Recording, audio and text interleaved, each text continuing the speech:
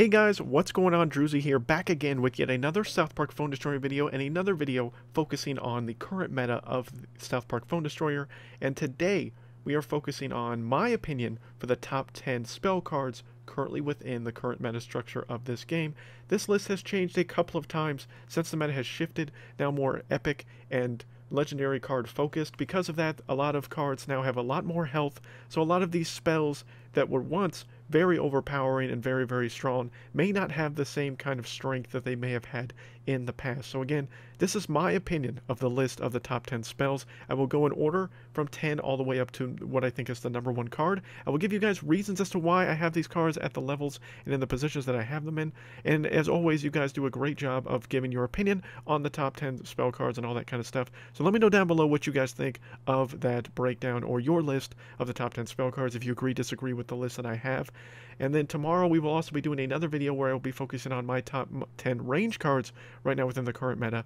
And then after that, I may go back and look at some of the character cards specifically and look at some of the best ofs for those characters, because some of these are outdated that are currently on the channel, and I do need to fix and go back and fix that. But if there are any other suggestions for cards and or videos you'd like to see within this meta structure that I haven't already discussed so far, please let me know down below in the comments section as well. That's a lot of stuff, guys, but let's go ahead and get to my top 10 list here of top 10 spells, and I hope you guys enjoy the video. Alright, for me, guys, coming in at number 10 is Fireball. Now, this one might be, all of these might be debated, but the reason why I put Fireball here down so low is because so many cards now have so much health to where Fireball doesn't have the same strength that it once had. To me, Fireball has kind of been nerfed.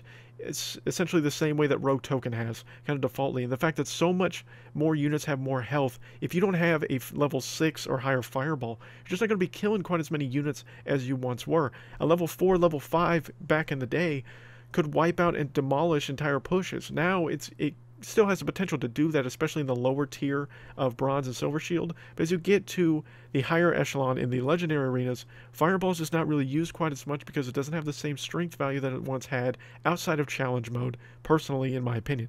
But Fireball, I'm not saying it's completely useless now, it just doesn't have anywhere near the same amount of strength that it once had. A lot of people just go with single cancellation cards over these wipe cards essentially for pushes and things like that. So to me, Fireball has kind of fallen down from the ranks just because of that. It's got a high cost of 5 energy, and usually you can get a lot more benefit out of some of these other cards at 5 energy cost with just a pure cancellation than you can with Fireball, possibly wiping out or doing some damage to a push coming at you. So that's just why, in my opinion, why I feel like Fireball has been nerfed a little bit, just due to the fact that so many cards now have just so much more health that Fireball's really just not going to provide quite as much value. Coming in at number 9, Regeneration. This one might be debated. Again, Regeneration has been kind of nerfed. It's been nerfed a couple times throughout the course of this game. The health generation, or the amount of health regeneration, just isn't quite as strong as its counterpart in this healing department with Hallelujah and stuff like that, which is a card we'll get to later. Regeneration is still very useful in the lower tiers of PvP, and it's still useful in the higher tiers. I'm not saying it's not gone away, but just Regeneration oftentimes is not played correctly. Regeneration is more to kind of sustain a push that's coming at you, not really to keep one card alive. The fact that people don't use Poison as much anymore, or Poison really isn't as useful as a spell card as it once was. Regeneration was the best to counter the Poison meta that we had for a couple of months prior to the epic and legendary buffs that were given. But for about a 3 to 5 month period, Poison ran the meta. You saw a lot of Alien Queen Red, you saw a lot of Poison being used, because Poison was very, very strong for a while when Purify got nerfed. And so then Regeneration was your best chance for a Mystical user to cancel out that card. And since Mystical is so strong now, Regen still is used quite often, but in my opinion, it's not quite as strong just because it just doesn't have the same amount of healing potential as something like Hallelujah does, or just doesn't have the same kind of value as far as sustaining a push or keeping it alive that Hallelujah does, and the fact that it's not really countering Poison anymore because you're just not seeing it very much in the higher tiers of PvP.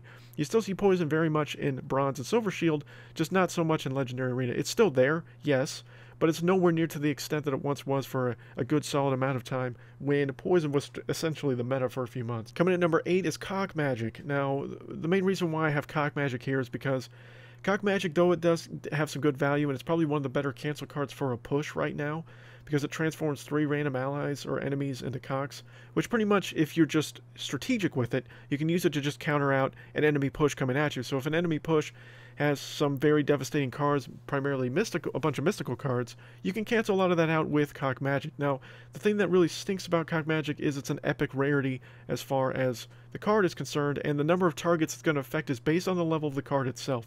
So it's going to be very difficult for you to have a level 4, level 5 Cock Magic to just wipe out an entire push coming at you, possibly.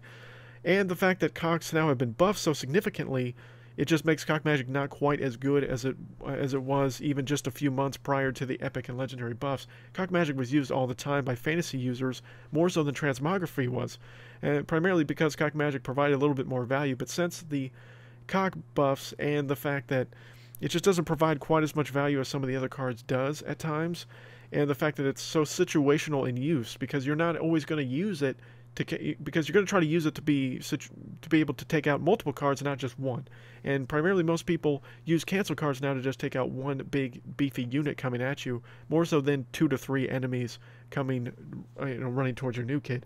Cock Magic still has value. It's still a useful spell card, but it's nowhere near as good, in my opinion, as it once was. Coming at number 7 is Powerbind.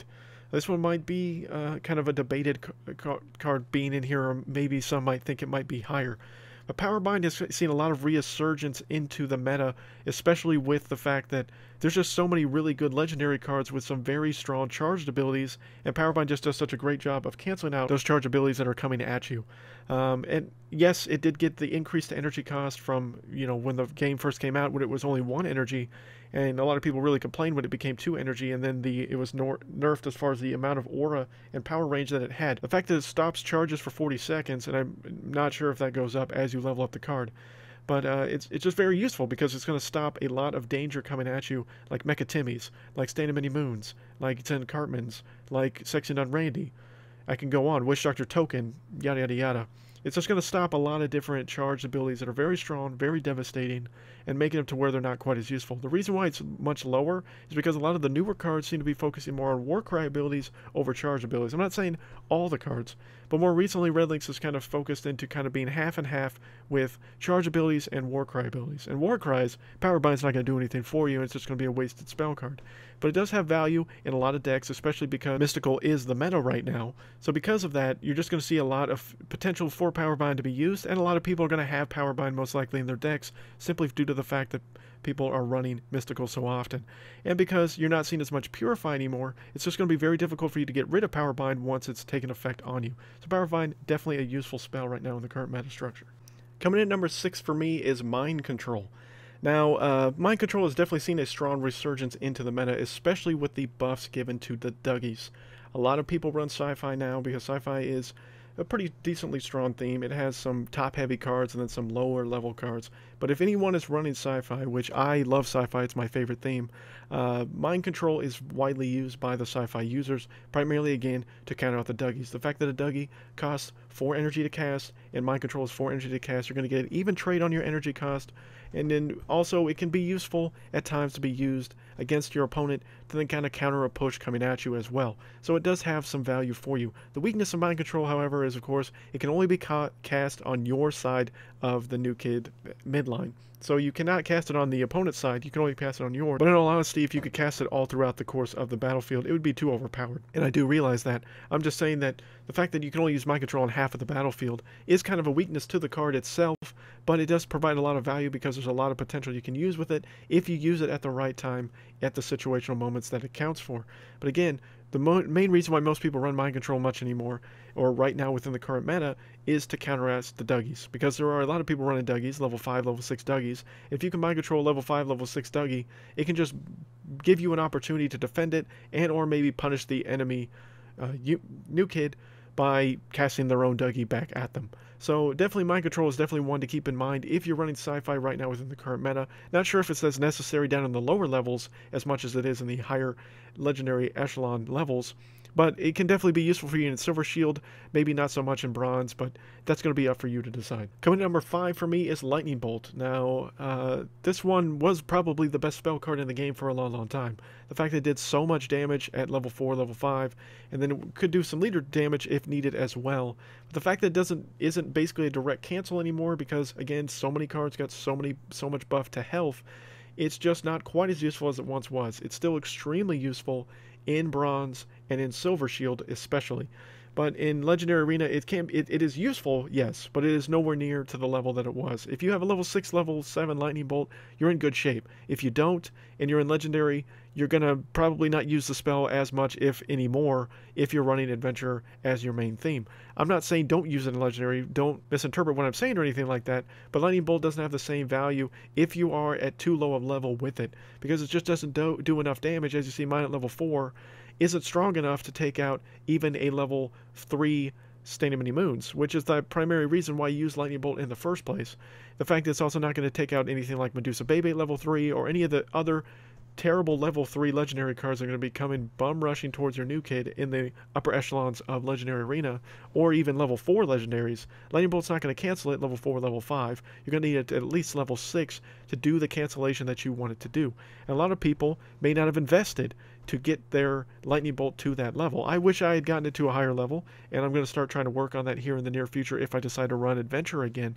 But Lightning Bolt is still a very useful card in the lower tiers of Legendary Arena, and is still useful in Legendary Arena, but has fallen from grace overall, in my opinion, as the top spell card that it once was, in my opinion, earlier in the meta structure. Coming in at number 4 for me is Transmogrify.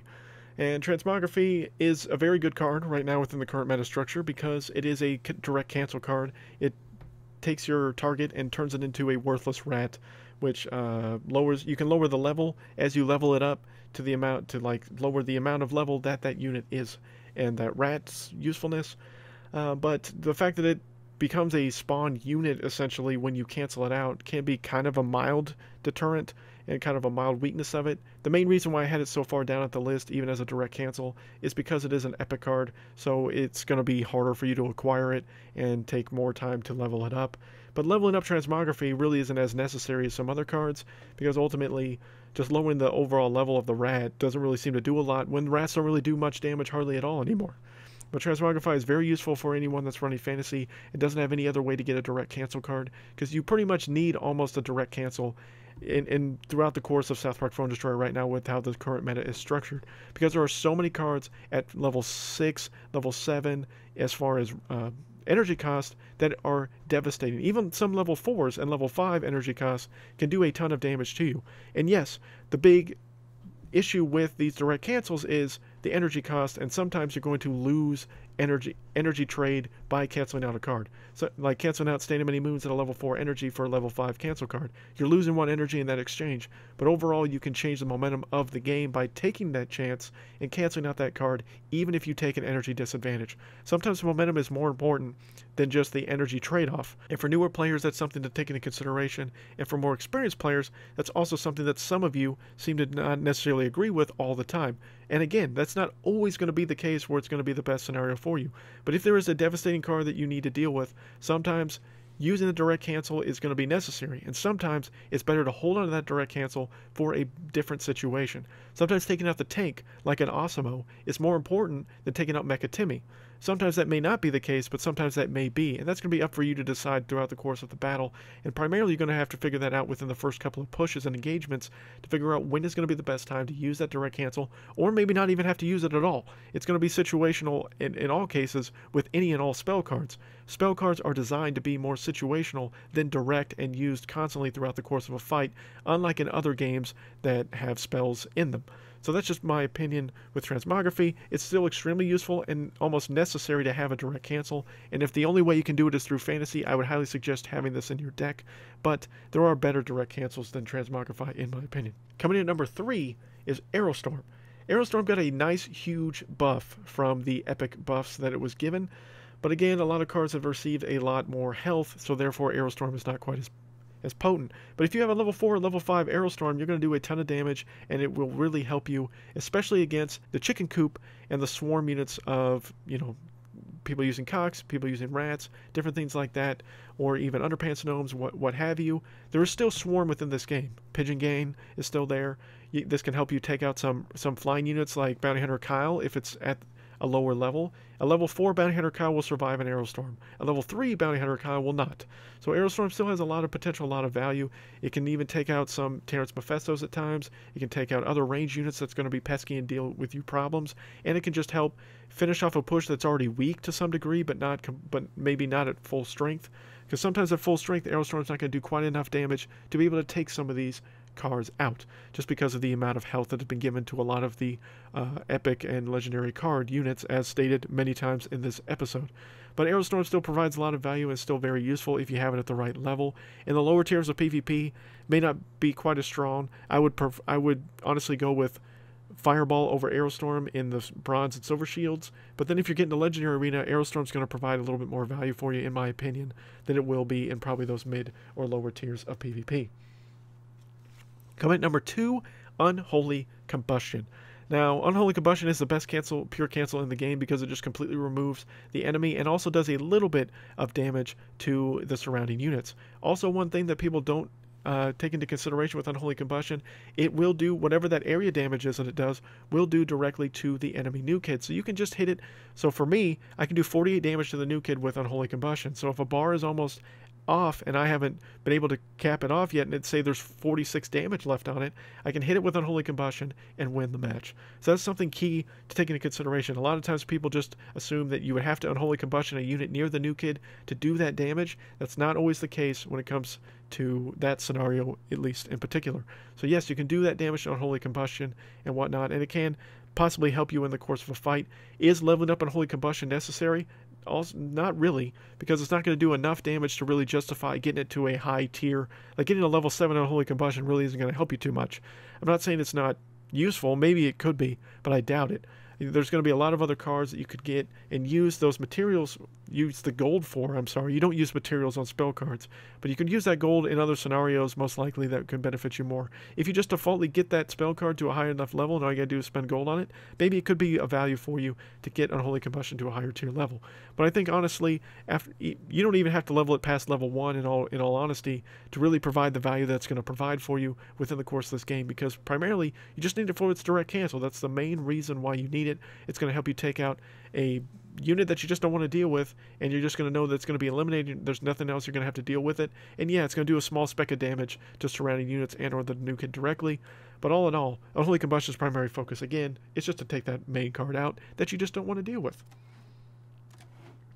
And last but not least, guys, the number 1 spell card in the game, in the current meta structure, in my opinion, is Hallelujah.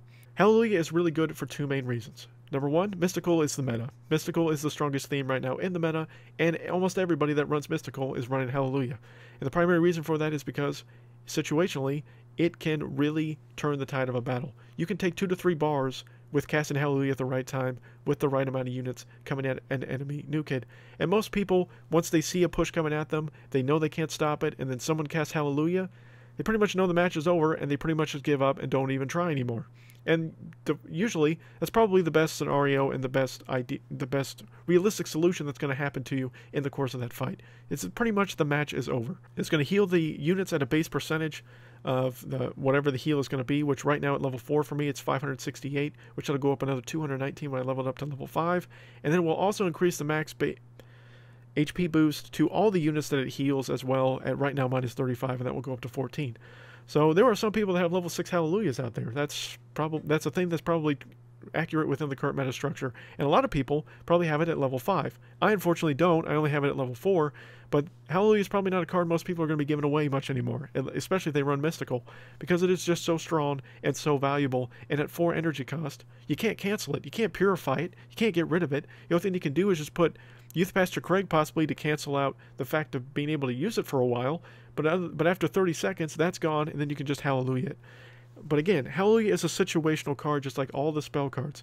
If used on just one unit, isn't going to provide as much value for you if it's used on 3 to 4 or even more units. Using Hallelujah on multiple units is the best value that you can possibly have out of any card within the current game, because it's going to heal them most of them probably back to full or almost full health, give them a boost to their max HP amount, and then most opponents are just going to pretty much give up altogether because there's nothing they can really do. If you have enough significant of a push with a Hallelujah on top of it, the match is pretty much over, and most people really realize that, kind of just understand that. But that is my top 10 spell cards right now within the current game. What do you guys think of that? Do you guys agree, disagree? I'm sure a lot of you will say that Hallelujah isn't the best, but just I think that I gave enough reason as to why I think it is, and I think I gave enough reason as to why I put the other 10 spell cards on there. I'm sure some of you will think that maybe Poison deserves to be on the list. I don't think so. I think Poison has pretty much been removed from the base meta within the current game. I don't see it hardly used at all in the top tiers of PvP much anymore, and there's not really a lot of other spell cards to go along with that. Freeze Ray might have made the top 10, or at least it'd probably be 11th right now in my opinion. I just think there's other spell cards that provide more value than Freeze Ray does, even though Freeze Ray could be situationally useful at times throughout the course of your gameplay experience. But again, let me know down below what you guys think. We'll go with the top 10 range cards here in the next video here tomorrow. Thank you guys so much for watching this episode, and until next time guys, my name is Druzy.